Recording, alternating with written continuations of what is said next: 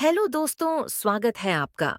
मेरी एक और कहानी में एक 18 साल की खूबसूरत लड़की रात को बस में अकेली सफर कर रही थी।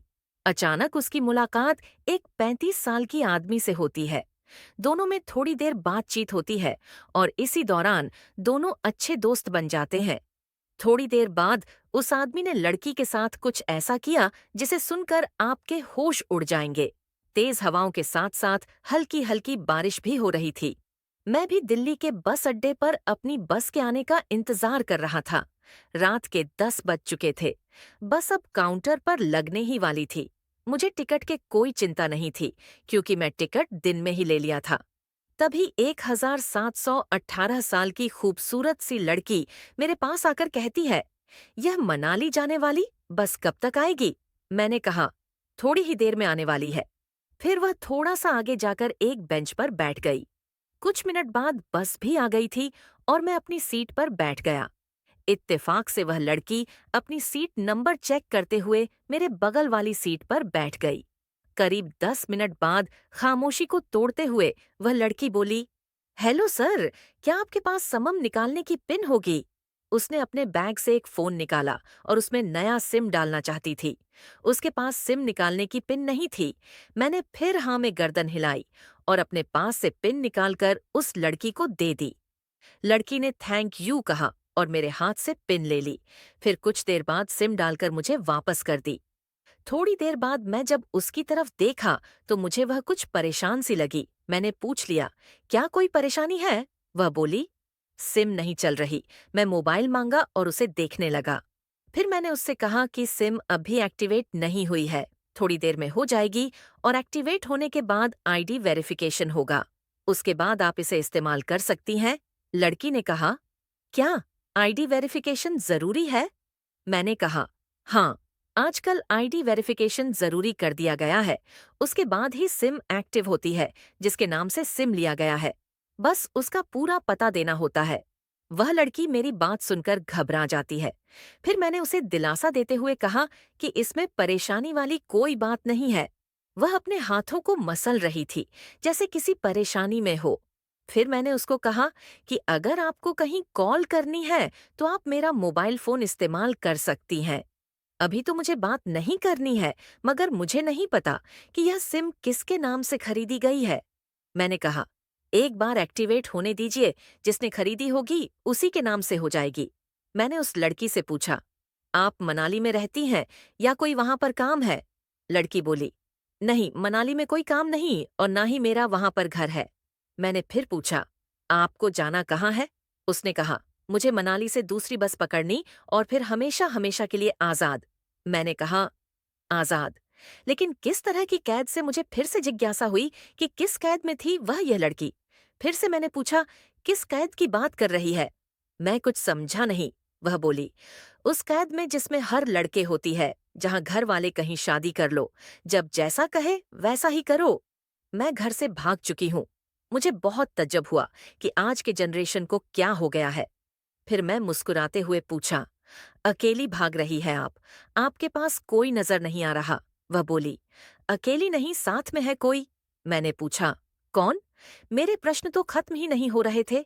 मनाली से एक और बस चेंज करूंगी, फिर अगले स्टेशन पर जनाब मिलेंगे और उसके बाद हम बहुत दूर निकल जाएंगे।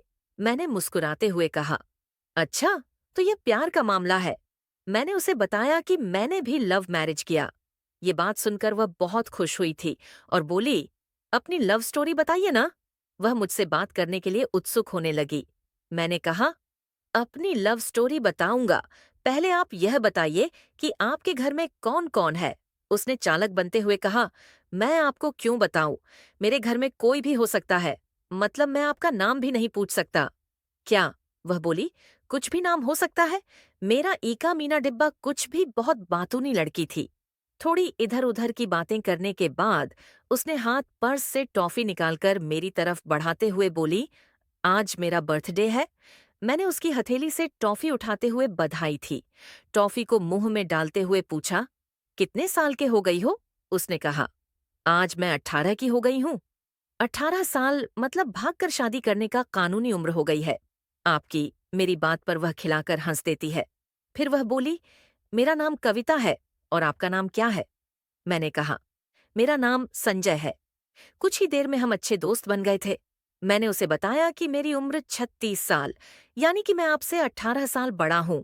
उसने छुटकी लेते हुए कहा, लग तो नहीं रहे हो आप? फिर मैंने उससे पूछा, तुम घर से भागकर आई हो। तुम्हारे चेहरे पर चिंता के निशान जरा से भी नहीं है। इतनी बेफिक्र मैंने पहली बार देखी है। खुद की तारीफ सुनकर वह बहुत खुश हुई और कहने लगी, मुझे मेरे लवर ने पहले ही समझा दिया था कि जब घर से निकलना तो बिल्कुल बिंदास रहना, घर वालों के बारे में बिल्कुल मत सोचना, अपना मूड खराब मत करना, सिर्फ मेरे और अपने बारे में ही सोचना, और मैं वही कर रही हूँ। मैं फिर चुटकी ली और कहा, उसने तुम्हें मुझ जैसे अनजान मुसाफिरों से दूर रहने की सलाह नहीं दी थी क्या? उसने फिर हंसकर कहा, नहीं, शायद वह भूल गया होगा। मैंने उसके प्रेमी की तारीफ करते हुए कहा, वैसे तुम्हारा बॉयफ्रेंड काफी टैलेंटेड है। उसने किस तरह से तुम्हें अकेले घर से रवाना किया, नई सिम और मोबाइल दिया, बस अड्डे से न बैठकर बाहर से बैठने को कहा था कि कोई बस ना पकड़ सके। Very talented person. लड़की ने हामी भरी और बोली, बहुत ही टैलेंटेड है। फिर वह बोली, मेरे बारे में तो आप सब कुछ जान चुके हैं, अपने बारे में नहीं बताएंगे क्या? मैंने उसे बताया कि मेरी शादी को 10 साल हो गए हैं, बेटी 8 साल की है और मेरा बेटा 5 साल का है। मैंने अपना फोन उसकी तरफ बढ़ाते कहा, यह देखो उनकी तस्वीर। तस्वीर देखकर उसने कहा, सो क्यूट। मैंने उसे बताया कि यह जब पैदा हुई थी तब मैं दुबई में था। बहुत बढ़िया जॉब थी मेरी और सैलरी भी बहुत अच्छी थी। फिर कुछ महीनों बाद मैंने वह जॉब छोड़ दी और अपने ही शहर में काम करने लगा। लड़की ने पूछा, जवाब क्यों छोड़ी? मैंने कहा, बच्ची को जब पहली बार गोद में उठाया तो ऐसा लगा जैसे मेरी दुनिया मेरे हाथों में है। 1 महीने की छुट्टी पर घर आया था। जब वापस जाने का टाइम आया तो वापस ना जा सका। इधर बच्चे का बचपन खर्च होता, उधर मैं पूरी दुनिया भी कमा लूं, तब भी घाटे का ही सौदा होता। उसने कहा, क्या बीवी बच्चों को साथ नहीं ले जा सकते थे? मैंने कहा, उस वक्त यह मुमकिन नहीं था।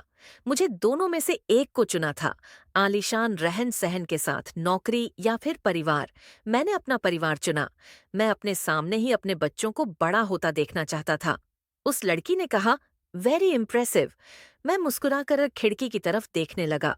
लड़की ने पूछा, आपने तो लव मैरिज करी थी ना, फिर आप भागकर कहाँ पर गए थे? उसकी हर सवाल और हर बात से मुझे यह महसूस हो रहा था कि लड़की अलहट, बिल्कुल नासमझ और मासूम छोटी बहन जैसी है। मैंने उसे बताया कि हमने भागकर शादी नहीं की और यह भी कहा कि उसके पापा ने मुझे पहली नज़र में ही रिजेक्ट कर दिया था। उन्होंने आपको रिजेक्ट क्यों किया? लड़की ने फिर से पूछा।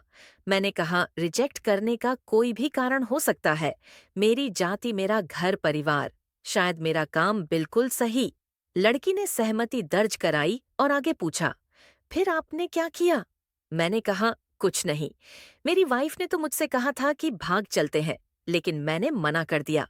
वह 2 दिन तक लगातार जोर देती रही कि भाग चलते हैं, लेकिन मैंने मना कर दिया। मैंने उसे समझाया, भागने वाले जोड़ों में लड़के की इज्जत पर कोई खास फर्क नहीं पड़ता, जबकि लड़की के पूरी खानदान की इज्जत मिट्टी में मिल जाती है। भागने वाला लड़का अपने दोस्तों में हीरो बन जाता है, लेकिन उसकी विपरीत जो लड़की प्रेमी संग भाग जाती है वह कुलटा कहलाती है। मोहल्ले के लड़के उसे चालू लड़की कहते हैं और तमाम गंदे शब्दों का इस्तेमाल करते हैं। भगाने वाली लड़की आगे चलकर 70 साल की भी हो जाए, तब भी उसकी जवानी में किए गए उसके कलंक उसके माथे पर ही रहता है, कभी भी नहीं मिटता। मैं जानता हूं कि लड़के और लड़की को तौलने का यह दोहरा मापदंड गलत है, लेकिन हमारे समाज का नजरिया ऐसा ही होता है। वह अपना नीचे वाला होंठ दांतों तले पीसने लगी। उसने पानी की बोतल का ढक्कन खोलकर एक घट पानी पिया। मैंने कहा, अगर मैं उसे भगा ले जाता तो शायद उसकी माँ कई दिनों तक पानी भी नहीं पीती। इसलिए मेरी हिम्मत नहीं हुई कि ऐसा काम मैं करूं। मेरे विचार से उसके माँ बाप और मेरे माँ बाप में कोई फर्क नहीं था, चाहे मेरी शादी उससे हो या ना कुछ पल के लिए।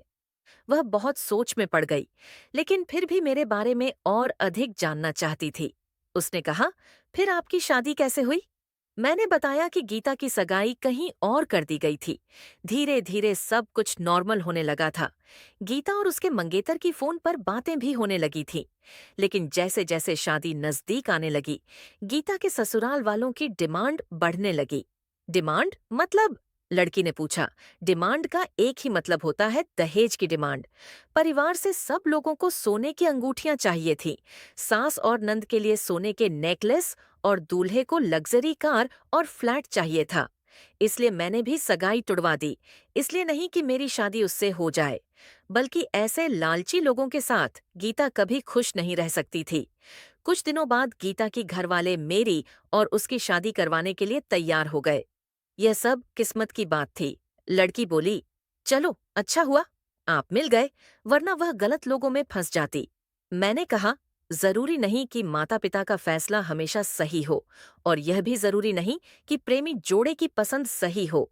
दोनों में से कोई भी गलत हो सकता है, यह सही भी हो सकते हैं। सोचने वाली बात तो यह है कि कौन ज्यादा वफादार है। माता पिता को कभी अपनी औलाद को धोखा नहीं दे सकते, मगर प्रेमी और प्रेमिका का कोई गारंटी नहीं होती। आगे चलकर वह बदल भी सकता है। लड़की ने फिर से पानी का घूंट पिया। मैंने कहा कि फैसला ऐसा होना चाहिए जिसमें बच्चों और माता पिता दोनों की रजामंदी हो। बुरा मत मानना। मैं कहना चाहूंगा कि तुम्हारा फैसला तुम दोनों का है, जिसमें तुम्हारे पेरेंट्स शामिल नहीं हैं और ना ही तुम्हें इश्क का असली मतलब पता है। उसने तुरंत पूछा, क्या इश्क का सही अर्थ? मैंने कहा, तुम इश्क में हो, इसलिए अपना सब कुछ छोड़कर चली आई हो। यही इश्क है। तुमने दिमाग पर जोर नहीं दिया, यही इश्क है। फायदा नुकसान नहीं सोचा, यही इश्क है। तुम्हारा दिमाग दुनियादारी के फितरत से बिल्कुल खाली था। उस खाली जगह में इश्क का भूत और भर दिया गया। बुरा मत मानना, जिनके के साथ तुम भाग रही हो, उसे तुमसे इश्क नहीं है। तुम्हारे माँ बाप को तुम्हारे से कितनी चिंता होगी, इस बात को कभी सोच कर देखना। लेकिन तुम्हारे प्रेमी को तुम्हारी कोई भी चिंता नहीं है। यह जानते हुए भी कि तुम अकेली रात का सफर कर रही हो, चाहे कुछ भी होता। अगर वह तुमसे सच्चा प्यार करता तो उसे तुम्हारे साथ होना चाहिए था, मगर वह तुम्हारे साथ नहीं है। इसका क्या मतलब निकलता है कि उसे तुम्हारी कोई चिंता नहीं है। उसे तुमसे नहीं, तुम्हारे जिस्म से प्रेम है। अगर ऐसा ना होता तो वह तुम्हें रात को इतनी दूर कभी ना बुलाता। आने के लिए एक आशिक वह था जो इश्क में पागल हो गया। लोग उसे पत्थर मारा करते थे उस इश्क में। उसकी पहचान तक मिट गई। दुनिया उसे आज मजनू के नाम से जानती है। इश्क में कोई फकीर हो गया, कोई जोगी हो गया। किसी मांझी ने पहाड़ तोड़कर रास्ता निकाल दिया। होशियारी से जिस्म को हासिल करना इश्क नहीं होता। इश्क समर्पण करने को कहते हैं, जिसमें इंसान सबसे पहले खुद का समर्पण करता है, जैसे तुमने किया, लेकिन तुम्हारा समर्पण हासिल करने के लिए, यानी तुम्हारे इश्क में लालच की मिलावट हो गई। लड़की अचानक चुप हो गई। उसकी खिलखिलाहट एकदम खामोशी में बदल गई। मुझे लगा कि मैं कुछ ज्यादा ही बोल गया, फिर भी मैंने जारी रखा। मैंने कहा, प्यार तो तुम्हारे माँ बाप करते हैं, कुछ दिनों बाद उनका वजन आधा हो जाएगा। तुम्हारी माँ कई दिनों तक खाना नहीं खा पाएगी, जबकि आपको अपने आशिक को आजमा कर देख लेना चाहिए था। ना तो उसकी सेहत पर कोई फर्क पड़ता और ना ही उसके दिमाग पर। वह अक्लमंद है, अपने लिए अच्छा सोच लेता है। आजकल गली मोहल्ले में आवारा लड़के को इश्क हो जाता है और इश्क नहीं है, वह तो सिनेमा जैसा कुछ है। लड़की के चेहरे का रंग बदल गया। उसका दिमाग किसी अतीत में टहलने के लिए निकल गया था। मैं अपना फोन कॉल करने लगा, लेकिन मेरी नजर उसकी तरफ थी। थोड़ी देर बाद हम मनाली पहुंच गए। बात कहाँ से निकली थी और कहाँ पहुंची? उसकी मोबाइल पर मैसेज टोन बजी। उसने देखा सिम एक्टिवेट हो चुकी थी। उसने चुपचाप पर्स से आगे का टिकट निकाला और फाड़ दिया। और फिर उसने मुझसे कहा, एक कॉल करना है। मैंने उसे अपना मोबाइल दे दिया। उसने नंबर डायल करके कहा, सॉरी। पापा और सिसक सिसक कर रोने लगी। सामने से पिता भी बेटी को संभालने की कोशिश करने लगा। उसने कहा, पापा, आप बिल्कुल चिंता मत करो, मैं घर वापस आ रही हूँ। दोनों तरफ भावनाओं का सागर उमड़ पड़ा। बस से उतरकर उसने फिर से पिन मांगी। उसने मोबाइल से सिम निकालकर तोड़ दिया। उसने कहा, मेरी आंखें खोलने के लिए थैंक यू भैया। यह कहकर वह मेरी आंखों से ओझल हो गई। देश की सभी बेटियों को समर्पित यह मेरा दावा है कि माता पिता से ज्यादा तुम्हें दुनिया में कोई प्यार नहीं कर सकता। तो दोस्तों, ये थी आज की कहानी। आपकी क्या राय? इस कहानी पर हमें कमेंट में जरूर बताइए। वीडियो अच्छी लगे तो लाइक करें, शेयर करें,